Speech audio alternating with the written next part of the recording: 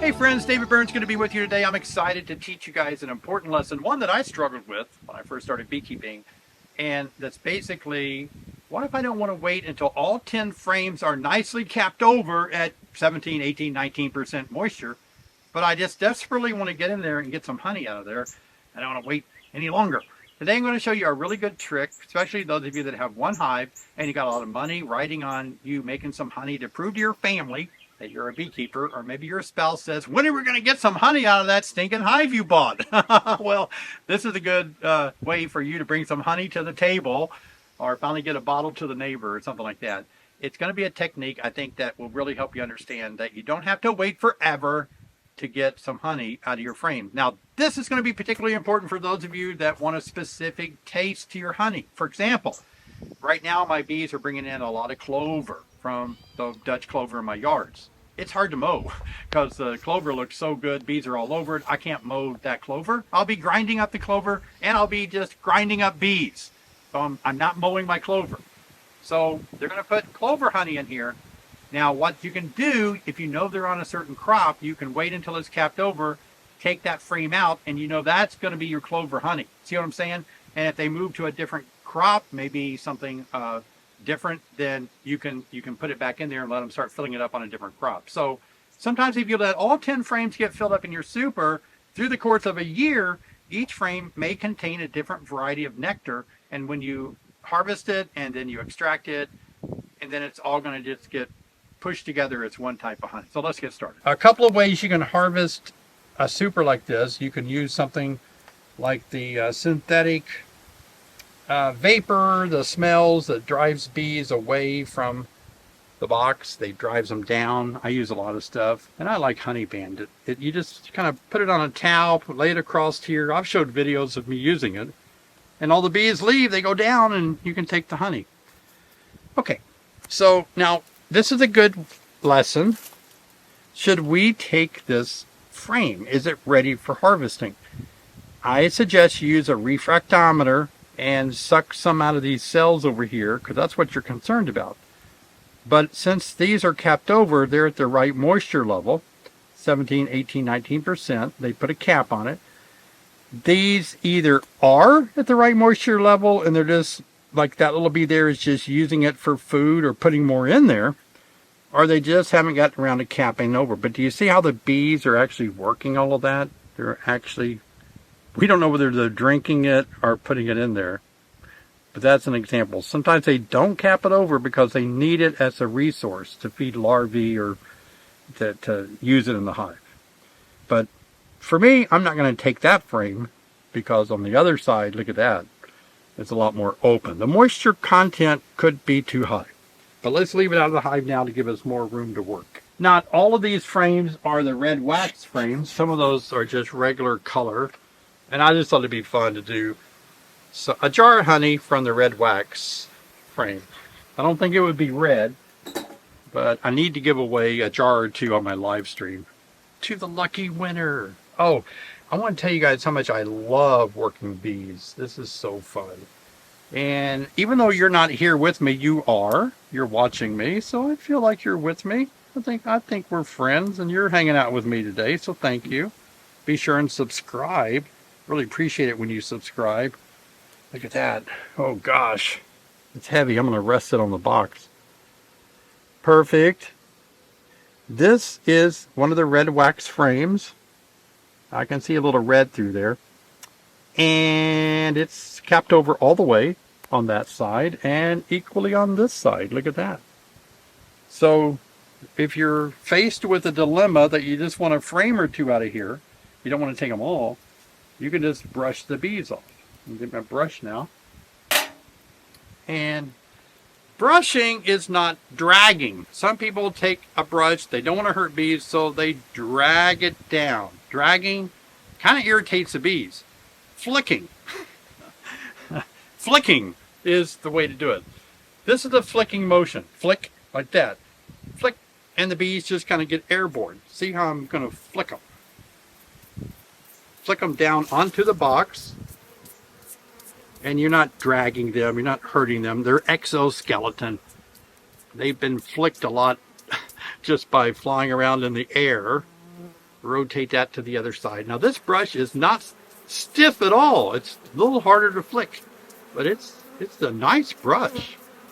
It's so gentle. Look at that little bee there. You can grab her wings and put her back in the hive.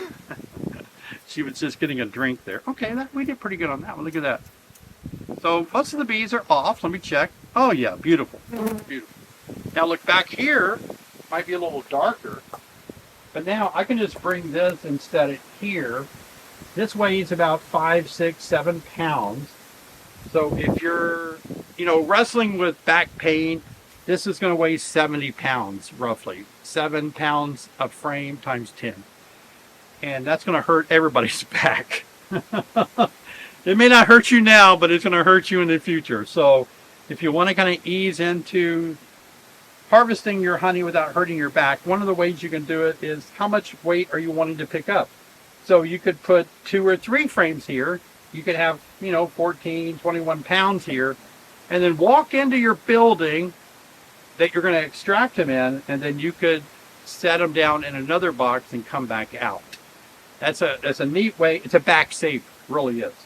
And so now if that was the only frame in here that was capped over, you can see we took it and now we can use it. But don't do just one, because in your extractor, they're made to always balance the extractor with another frame on the opposite side. So you got to have 2 frames. If that was the only frame that was in this whole tin box that was capped over, go to another hive. Put this one back together. You're going to have to give it a new frame since you took one. Go to another hive, take another one out. And you can just go, if you have several hives and you want 5 frames of honey and they're not all capped but 1 out of each, take 5 out, 6 out. You need to stay on an even number. I don't like to kill bees. I try not to hurt bees when I'm working them like this. There's some collateral damage that's just going to happen, but you try not to do it. You kind of watch your bees and make sure they're clear. It avoids me being stung. If I pinch one, they're going to let me know it. I'm going to hold this up. Yeah, you can see through it, and there's no, I can see yellow, so there's no red on that one. And so we'll move it out of the way and see if we can get a red one. Stay consistent with our red. A lot of bees in the way here. This hive is really a strong hive. I've had it so many years now, and they've done so well. I'm probably going to raise some queens this year from this hive here. I'm looking forward to that. This queen needs to share her genetics downstream. Yep. All right, let's see what this color looks like. Nope, I don't think that's red either. To me, it looks yellow. So we're going to say no red on that one. I want more red. Let's give them a little blast. The reason why this honey is not going to have a smoke smell, a smoke taste to it, is because it's all capped over. It's protected by a capping. All right. Slow motion. Have I said that before? We always need to work in slow motion. There's the red that we're looking for. Now look at that. Good lesson here. Not really capped over good right here. Look at that. But even if that area right there is, say, 20%, it's going to get mixed in with all of this. So that is not going to be an issue, that little space there. So this one's good on that side. Wonderful on this side. So we're taking it. All right. Let's brush them off again. Watch the brushing technique. If you wanted to, you could actually drop the frame down inside the space. Don't rest it because you'll kill bees, but you can drop it down and you can get a better flicking of the bees back into the box like that. A bee flicker. Need to get a t-shirt. Oh, there's a bee in a hole right there. Look at that. Way down in there. Oh, I got her. There. Oh, she was really taking a nap in the hole, I think, in the cell. All right, let's see if we can get the bees off here. Same way. Some of you are saying, I wish I had such nice bees like you have, David. My bees would eat me up. Where are your gloves? Yeah, I just didn't put them on for this video. Sometimes I wear them, but I know this hive pretty good. Ooh, look at that. That's pretty good. Oh, yeah. So this is my second. I'm just going to do 2 frames of red. And this is just to show you guys. You know what? I might do 4 now that I'm here. Yeah, let's do 4. That way we can get a couple. We can get a few bottles. We can get several bottles. Maybe give several bottles away. I see another red one. Hopefully there's 4 red ones. There's a lot of bees in here. Normally you don't see this many bees up on capped over honey. I'm going to give you a little secret, give you a beekeeping lesson. Why are there a lot of bees on the capped over honey up here? Well, the reason is this hive is so full of bees. And there's so many bees in here. And these really aren't foragers up here, but there's so many bees, they're hanging out up here. So in other words, what would help this hive is if they had about 3 more honey supers on top. Good, that's a red one. And the one next to it's red. Let's do some bee flicking. There we go. When I flick bees like this, I'm always cognitive of people around me. It does make a lot more bees get airborne.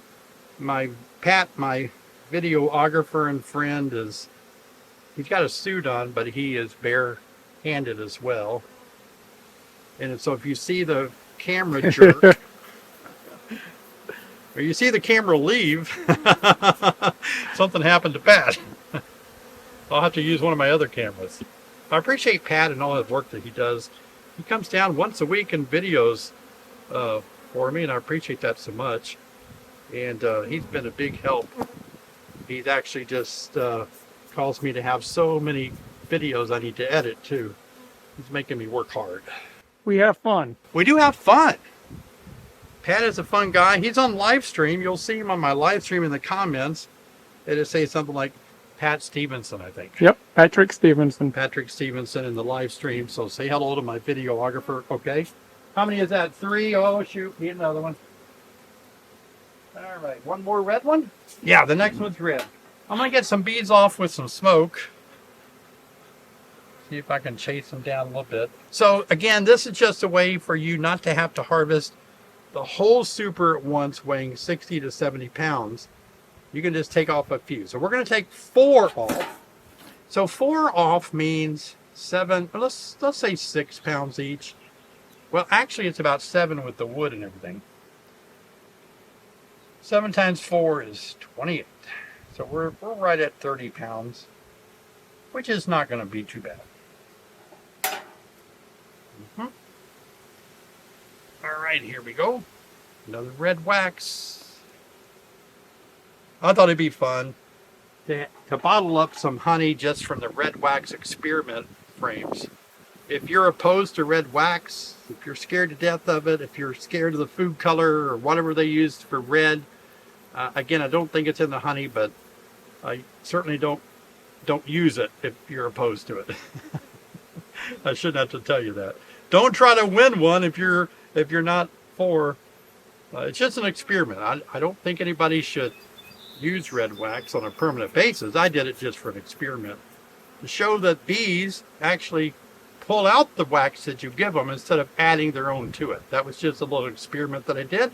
Be sure and watch the Bee Culture magazine coming up really soon, because I wrote an article about the experiment and what it all means. So it'd be a good little article to read.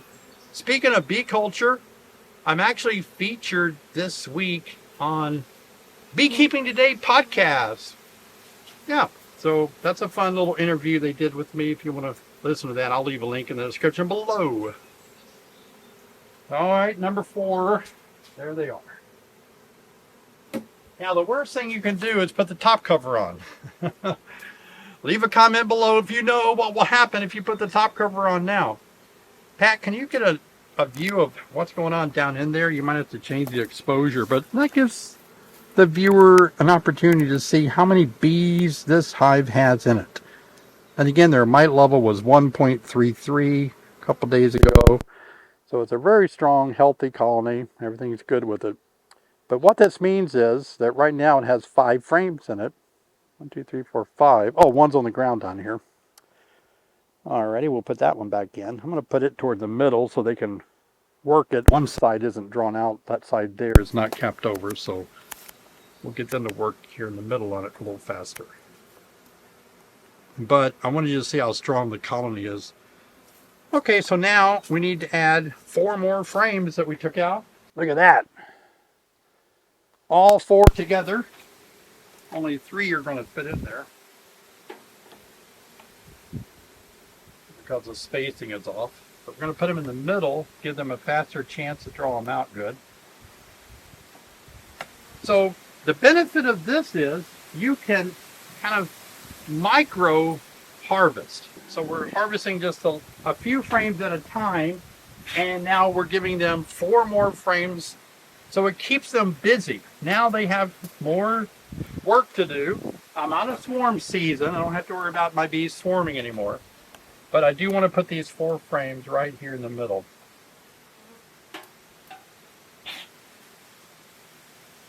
Get my bees off the edges when I slide these together. I don't want to kill bees on the sidebars, smashing bees. It's good. I'm looking forward to Eastern Apicultural Society's meeting, EAS's meeting coming up in August. And I'm a team leader for the field test for master beekeeper candidates. They come and they take the field test. One of the things that we don't like to see our candidates do is to kill bees when they're doing their inspection in the field. I mean, it's going to happen. You're not going to flunk if you kill a bee, but if you're just crazy about killing a lot of bees, it may not go well. So you can kind of see here I'm using some techniques to keep my bees smoked away from where the frame sidebars connect to each other. That's a place that bees often get smoked, or they often get smashed. But you can look down in there and make sure it's clear and push them together. All right, let's do a count. 5, 6, 7, 8, 9, 10, with 4 frames here that are going to be drawn out. I usually tape it, but I'm not going to worry about taping it today. All right, today's date. Looks like it's the 27th. This will give me an idea. So I'll put 7. No, 6. Now I got to make a 6 out of that 7. Well, make that part of the 27. Well, now okay. I'm already there. 6, 27? Yep. Good thing you're here, Pat, to keep me straight. Yeah. Oh, you're in trouble. 2 heads are better than 1, unless there are 2 heads. All right, so that'll give us an idea when we drop back in here and we're forgetful in our old age. Okay, we're good. Okay. I'm pumped and excited today because we're going to harvest some honey. Now, some of you are new beekeepers and you don't really understand exactly the whole process of doing some honey extraction on the cheap or on the simple. So this is a simple way. This process I'm going to show you today really isn't for somebody that has 50 hives or 2,000 hives. This is for the backyard beekeeper. Just started beekeeping, got maybe less than 5 hives, and you just want to kind of figure out if this is the hobby that you want to continue with. And so this would be a good way to get into it. I'm going to show you guys a simple way to use a very inexpensive extractor to spin your honey out. And we're going to show a very inexpensive way to open up the cappings on the frames that you harvest. Now let's go through the whole process. This would be a great video. You know, bookmark this video because we want you to have honey. You want to have honey. And if you don't have any right now, bookmark it, save it somehow so you'll be aware of when you do have honey, you'll be ready to go. First thing I always like to do is make cleanup a lot easier. Now you can take something like this crate paper it's called, and you know, we use this when we ship stuff. You can buy this kind of anywhere, but if you want to use newspapers or cardboard, anything like that, certainly you can do that. So you can just put, you know, this on your table, and it's going to really make cleanup so much easier because honey is so sticky and it's really messy.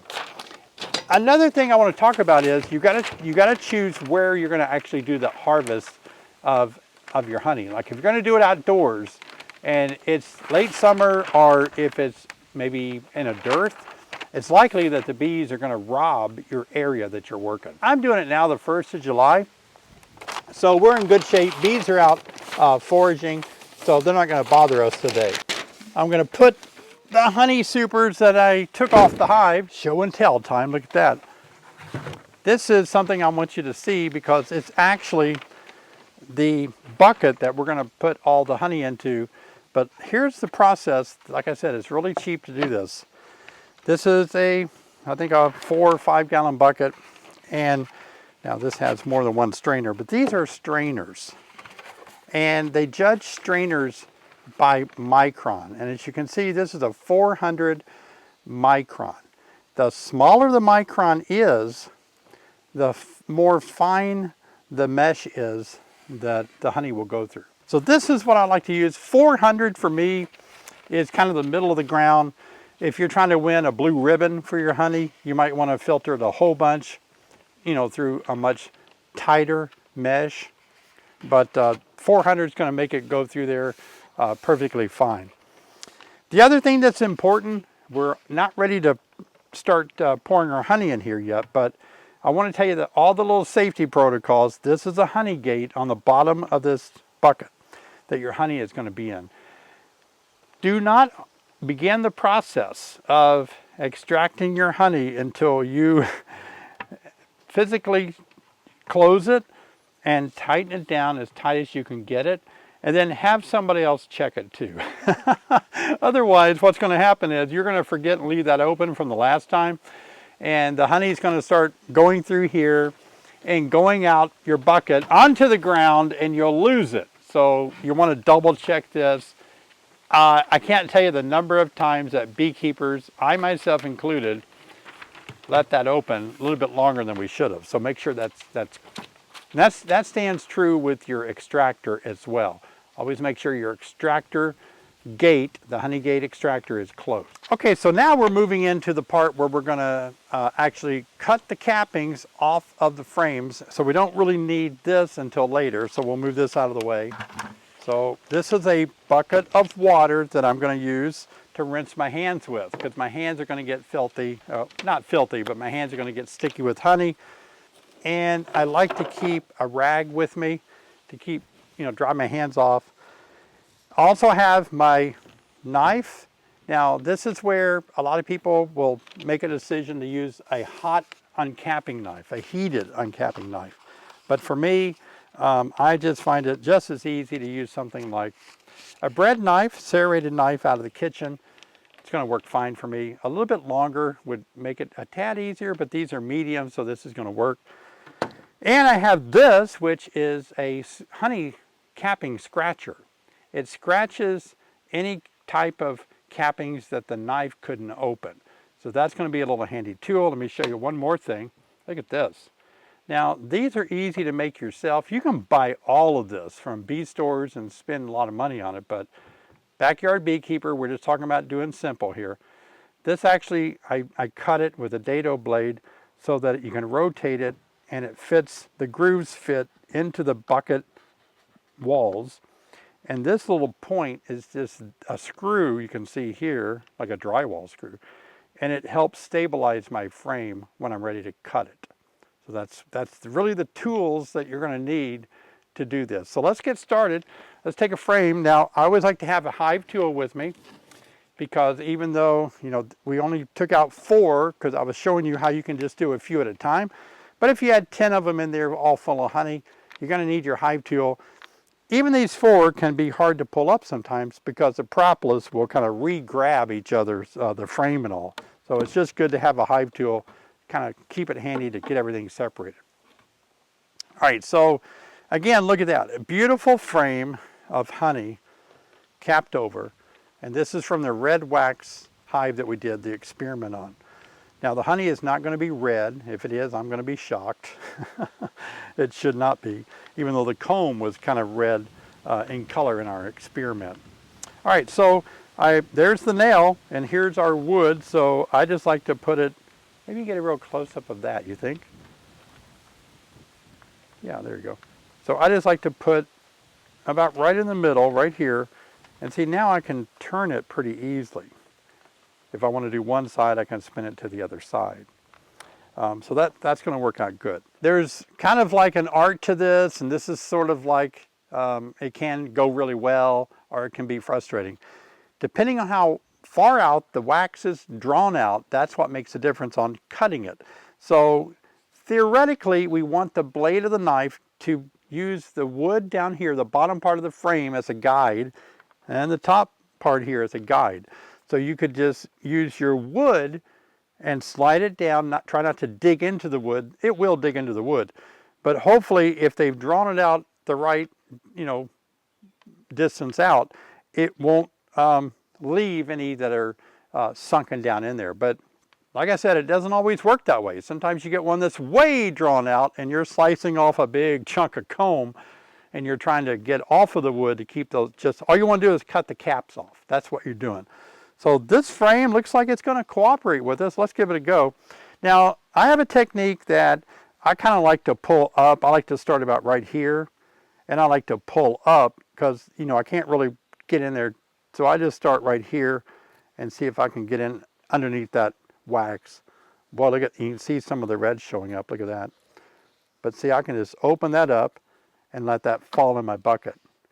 Now, the reason that's red, I assure you the honey is not red, because I did a red wax experiment. And I'll leave a link at the end of this video showing that the bees used red wax that I did an experiment with to draw the comb all the way out without having to make their own wax until the very end. All of this new white here is new cappings from this year. And now once I have this top open, then I can use the wood as a guide and gently saw. I'm tilting the head over of my frame because I want the wax to fall off. If I tilt it back this way, the wax is just going to stay attached. So I get some gravity leverage like this, and I'm trying to just use my wood to saw down through there, and you can see the cappings are just falling off. Now this wax capping, it is the best wax that you want to reuse again. It's white, it's very pure wax, it's this year's wax, it's really in good shape. Any wax that doesn't fall off because it's just getting drawn into the honey, just gently grab a hold of it and get it away from the frame like that. Okay, so you can see how easily that went. We'll get this little piece off up here the same way. This new wax is just so fragile. Look at that, beautiful, isn't it? So everything worked out really good. We uncapped the whole thing. Now let's spin it to the other side, and let's see if we get as lucky on this side. Looks a little bit more drawn out here, but let's give it a try here. We're going to start here. I'm going to try to stay off the wood just because I can see where the cappings are. All right, that's a nice piece there. And that's delicious honey from this year, all spring honey. All right, so we're going to go down. I'm trying to stay off the wood because I can tell, if you look, you can see, let me show you what I'm looking at here. But you can see right here how this is about a full 1/4 inch off of the wood. That honey, the top of this frame is quite further out than the wood is.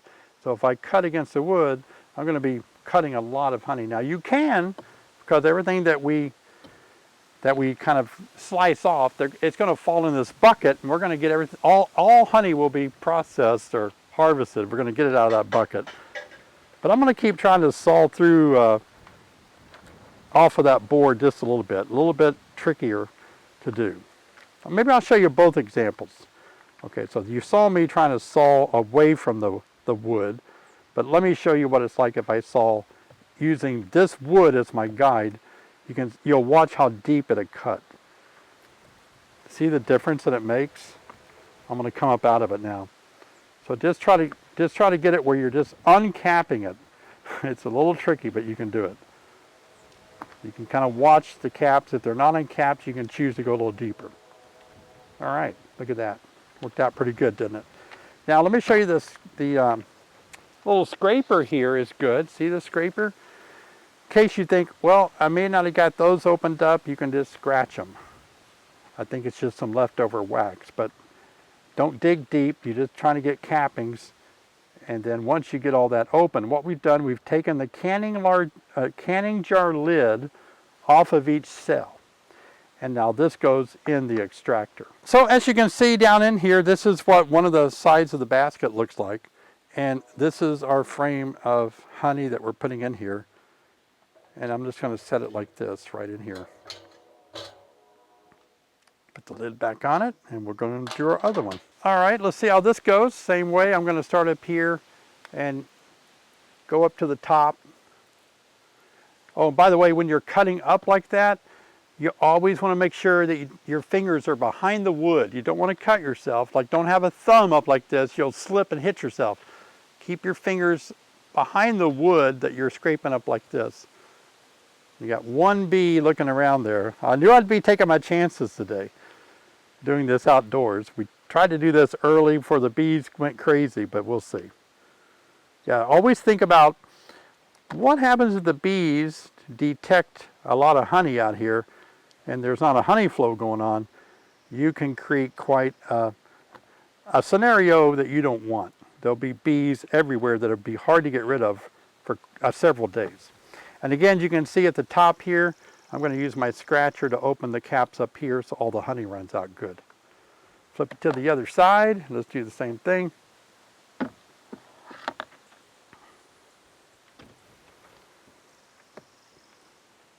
All right, this one's at an angle too, so I'm trying to slice just below the caps without digging into the comb itself, but it is tricky. This is really the fun part about beekeeping. If you've never harvested honey, then I hope that you'll watch this video and get excited about your first time of harvesting honey, because I remember the first time I did this, I was elated. I had so much honey, it was just coming out of my ears, and I just didn't know what to do with it. I was giving it away to people. I wasn't a big-time beekeeper. I think I had only one hive, when I first started, and it just kept making honey after honey after honey. I lived in Ohio in the middle of an Amish community where they had a lot of clover for their cattle and horses and all. So I was really fortunate to have a lot of honey then. But this is amazing. Let's take this in the sun and see what that red wax looks like with sun on the other side.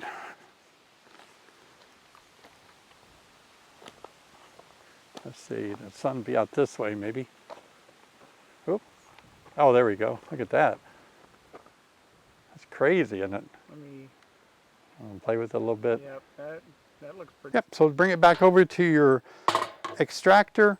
Now, I like to make my frames opposite of each other. So there's the frame head on that side, so I'm going to make the frame head on this side. To me, it seems like it balances better that way. Before you spin it, you got to check your gate, because we're going to sling honey against the wall. Centrifugal force will empty out those cells. And if we don't have that gate shut, then it's going to fall out on the concrete. Close it, and little wing nut there, give it a good, let me do it both hands here, it slides up a little bit, but we'll tighten it down good. Now this water bucket is handy because I like just to have it, honey will break down really fast with water like this, and just keep your hands clean. Otherwise you're going to get honey over everything. Now an extractor like this, it does have legs on it, and you can certainly bolt it down. That's what needs to happen. If you have frames that are off balanced, it's a bear. It's going to just be one wobbly, frustrating mess. So you could, tap them into the ground if you wanted to use something to concrete them down. Another thing you could do, I've seen people that use these in their garage where their garage isn't finished, and they'll actually take a tie-down strap and tie it around like a 2x4 on the wall or something. So you can just figure some way to help you hold it. Now for me today, I'm just going to manhandle this thing, and I'm just going to try to hold it and keep it balanced. But here's the trick, in case you're a little bit off balance. This is going to help you guys a lot. If one frame has more honey than the other frame does, then you try to find the frames that are balanced by the weight, because they're apart and they're going to spin really fast. But if you can't do it and you got to do an imbalanced spin, start really slow on one side, and then as you get a little bit of honey out of both sides, you can flip them over. You don't get it all out, but you get enough out. You rotate, you pull them out, flip them over so you do the other side. You might do that 2 or 3 times until it starts to balance out a little bit better. We'll see how this feels here. Now, see, I'm going to go slow. And if you want to look down in there, I'll take these little protectors off. You don't really see much going on, but as I increase the speed, see what's on the wall? You can just see all that honey collecting, splashing out on the wall there. And that's what's going to run down the wall. And I'm not spinning very fast at all, but I can just keep spinning, and more of that honey is being spun out of the wall. This is a good time to talk about how do you know when your honey is ready to be harvested? Well, when it's capped over. The bees are the master of their own honey. When they see that their honey is at the right moisture content, then they begin to cap it over. So instead of wrestling with this being off balance, what I'm going to do now is I'm going to show you how I haven't spun this side completely, but if you want to now, look at this. Here's the side that we just spun, and it still has honey in there, but mostly it's out at a really slow speed compared to the other side that is not out. So what we're going to do now is just flip these over, and that's going to allow us to have a little more balance of the extractor, because this extractor is not, it's just sitting on concrete. So it can go anywhere. All right, here we go. These frames might take a minute to settle. So we'll just kind of go at a nice little pace here. And here's the honey coming out, hitting the wall again. Very nice. You can see it. And on a warm day, it doesn't take long at all for it to slide down that wall down to the bottom. That's why you want your gate shut. Now, we have air being blown out of the top, and that's why it's important to use your covers, because if you really don't feel like there's a lot of honey up here, but you'll feel sticky if you don't use your covers. Your face will feel sticky, your arms will feel sticky, our camera might be sticky because you just have more. Now I'm speeding up a little bit, but I'm going to go get my covers and put on here, and we're going to spin a little bit harder just to get it all out of there. Get as much as we can. Yeah, and don't ever put a finger down in there. I'm going to kind of use my arm to get a little stability on there. And now I can go a little faster. It's still a little bit wobbly, but it's not bad. That's a lot of fun. Watch the crank, don't let it break a finger. All right, so we got one, this side is done, and we're gonna go back and get the other side now, because we flipped it kind of early to keep it balanced good. All right, here we go. So we're gonna flip it to this side to get the rest of it off. And we're gonna rotate the basket and flip it to the other side as well. This is a hoot. It's a beautiful day to be outdoors extracting honey. Here we go. We're going to spin her again. Crank her up a little bit. Get some speed on it. Now, if you're not using plastic foundation, you have to be cautious about how fast you spin, or you can blow out your wax foundation. So be careful about that. All right, those are empty. I guarantee you, those are empty. I want to show you what they look like. We'll take a look down in the barrel too, because the honey is making its way to the bottom of the barrel.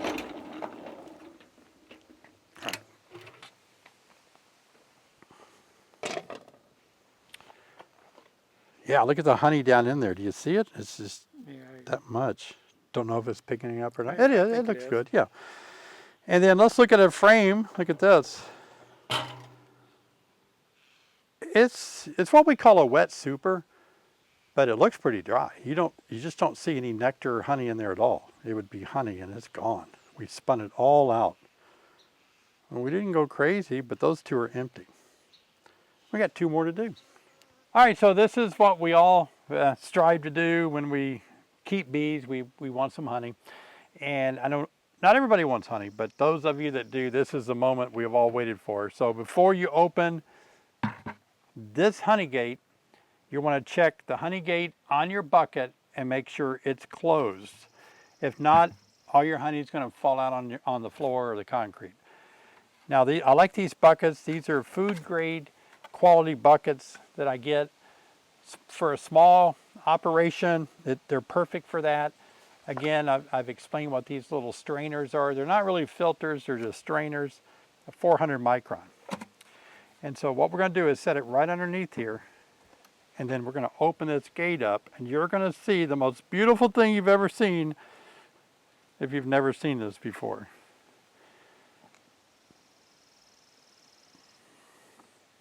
Look at that. Wow. That's a very light color. Now, this is spring honey in my area. Now, the reason we use a strainer is because when we're cutting with our knife, you probably saw we dug into the wood here and there a little bit, so there might be a little piece of wood that finds itself in there. There's also going to be some pollen sometimes that gets in there. There might be a cell that had pollen in it that we opened up and spun out. And a lot of this can just be stuff that you're going to find naturally in your honey or in your box that you're harvesting. And so the strainer is just going to get out any stray things like that to make it look like a beautiful product.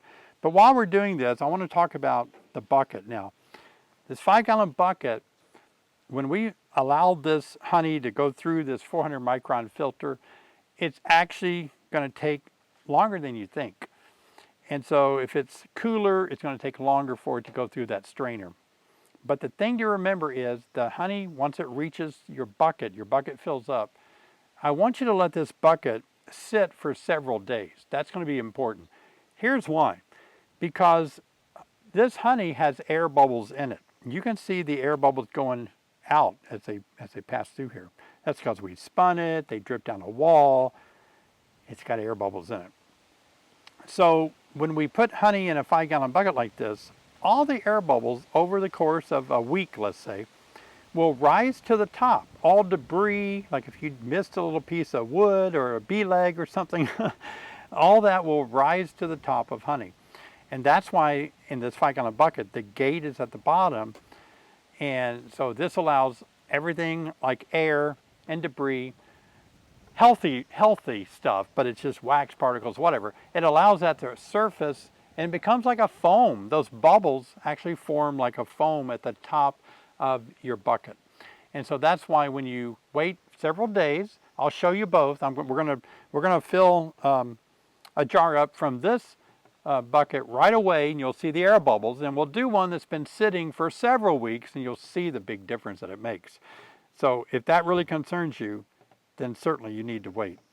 Now, if you listen real closely, you can hear the honey actually hitting the bottom of the tub. In fact, I think what I'll do, I'm going to pull this strainer up a little bit, and I'll try to do it without losing our flow over there, but you can, maybe I'll pull it up enough where you can see the honey coming off the bottom.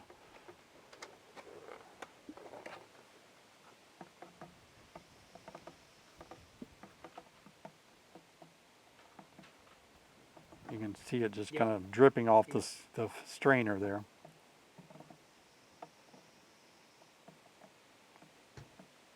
All right, so that's going to work out good. Now, we've only done 4 frames, so it's not going to make a ton of honey for us. Let me look in here and see where we're at. That's quite a little bit to go. I'm going to tilt it over. If I lean it a little bit, it's going to fall out of there a little faster for us. The way gravity works, it's amazing, isn't it?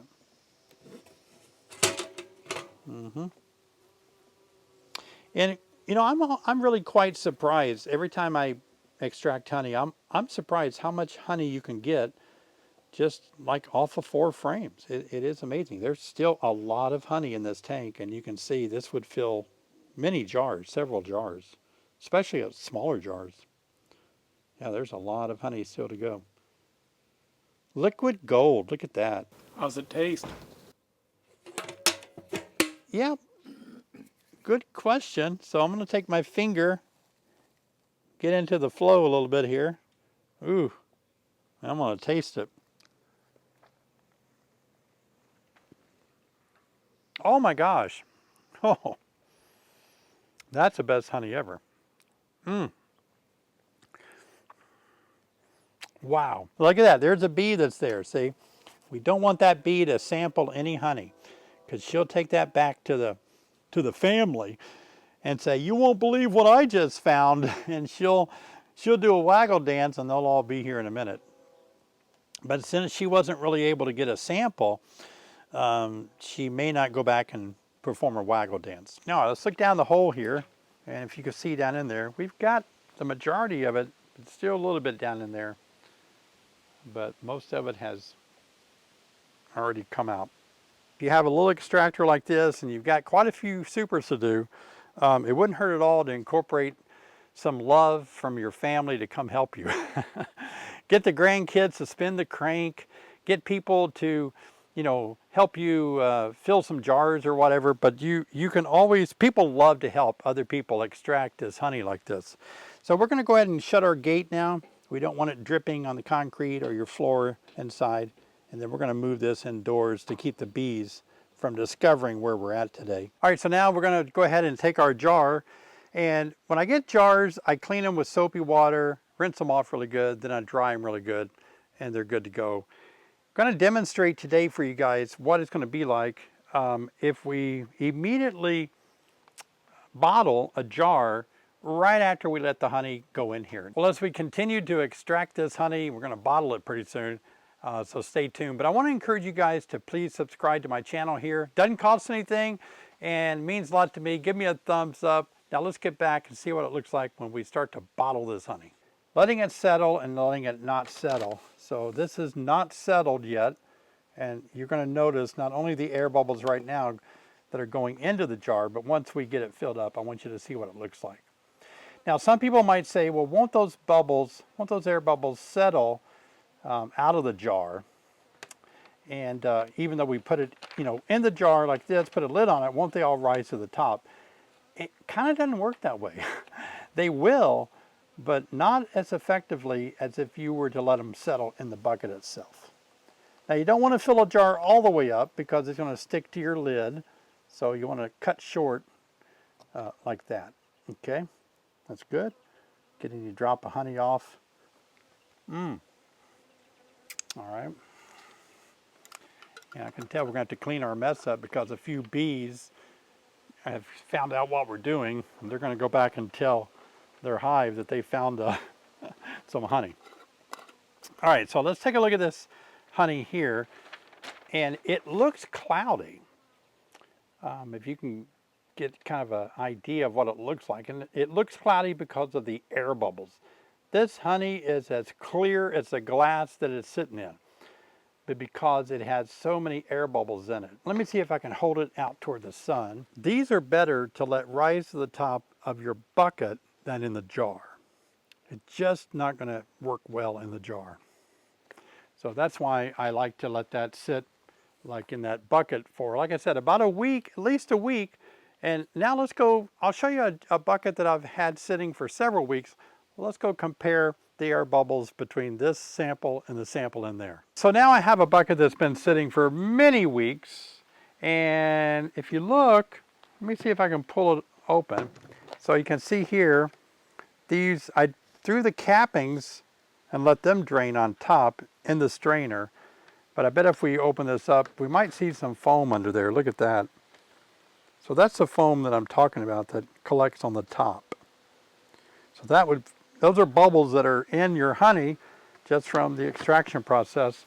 But by letting them rise to the top, now watch this.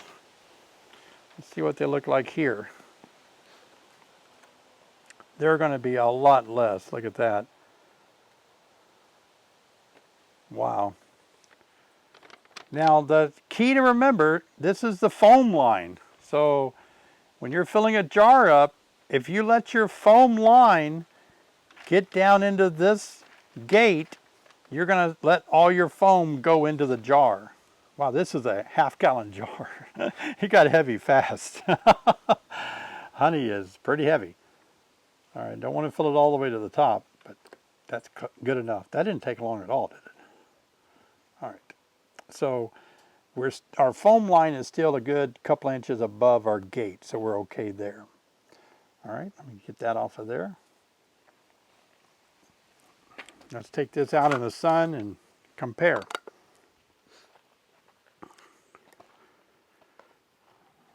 Look at that. You don't hardly see any bubbles at all. You can kind of see some at the very top just from when it kind of, I had to turn it off, and those will settle out. But this honey is not as clear as the other honey is, but it's much more clear. There's not a bubble in there. So you can see the benefit of letting it sit for a minute. If you look closely, you might see some bubble in there that will rise up, but the other one was just filled with bubbles. And as you heard, I am going to give a jar of this honey away on my live stream. I live stream every Thursday night at 7 p.m. Central Time. I won't be on there on the 4th of July, be celebrating with my family, but be sure and check us out. Here's a link for that. We are going to give a bottle of that honey away that we used in the video, and we used it on the red wax experiment. So if you're interested in getting a bottle of that red wax honey, be sure and join me for my future live stream. I want you to watch a video where I teach you guys a new technique that I discovered this year. It took me like 30 years to discover this, that makes more honey. You're going to be surprised. Check that video out right here. I'll meet you guys over there.